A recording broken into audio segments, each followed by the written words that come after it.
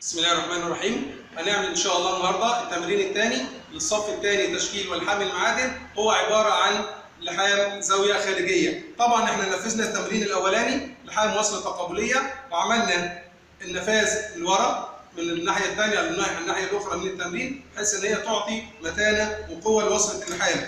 بثبت وصله اللحام واجيب القطعه الثانيه اللي انا هعملها معايا زاويه خارجيه، وابدا ان انا ابلطها مع التمرين. هبدا الاول باشعال البوري وظبط اللعب بتاعي،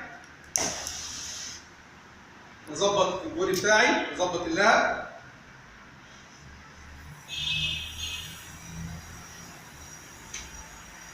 اعمل الاول تبنيط لزاويه خارجيه.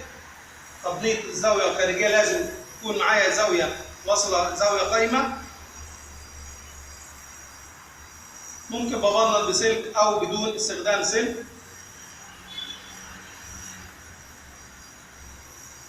وبراعي ان لازم التبنيطه بتاعتي تكون زاويه قايمه، التمرين بتاعي يكون على شكل زاويه قايمه. ببنط من الناحيه الثانيه.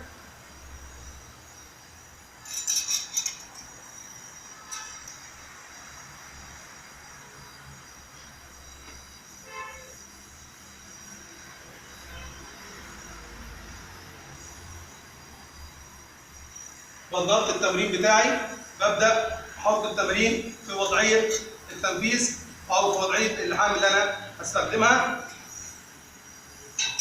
على شكل زاويه قايمه. بكمل اجراءات الامن والسلامه بتاعتي. بلبس الجوانت بتاعي،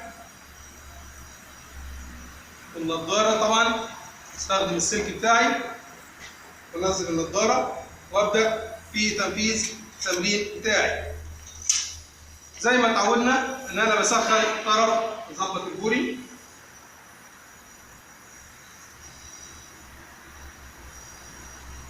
بسخن طرف سلك اللحام سلك النحاس واغمسه في البودره وابدا بعمليه تنفيذ التمرين. ببدا بعمليه التسخين.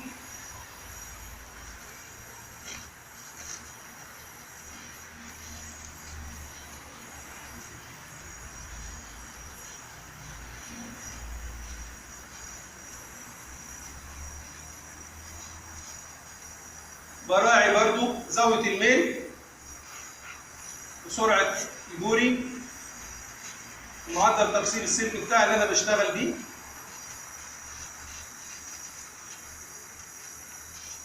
بحيث إن أنا أطلع خط الحام كويس، أطلع وصلة لحام متينة وقوية.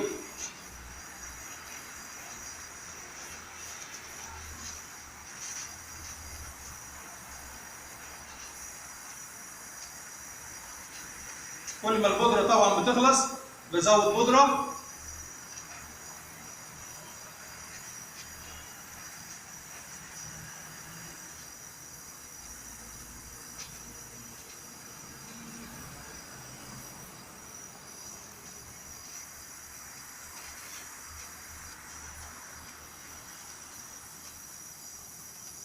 البودرة زي ما قلنا هي بتستخدم كمساعد صهر في لحام الحديد بالنحاس.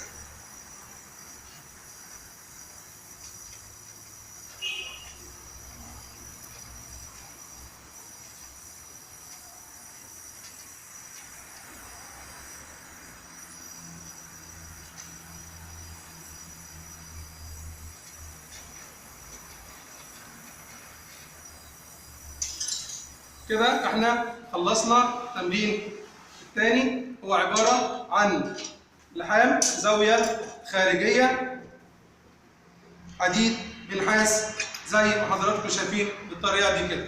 شكرا.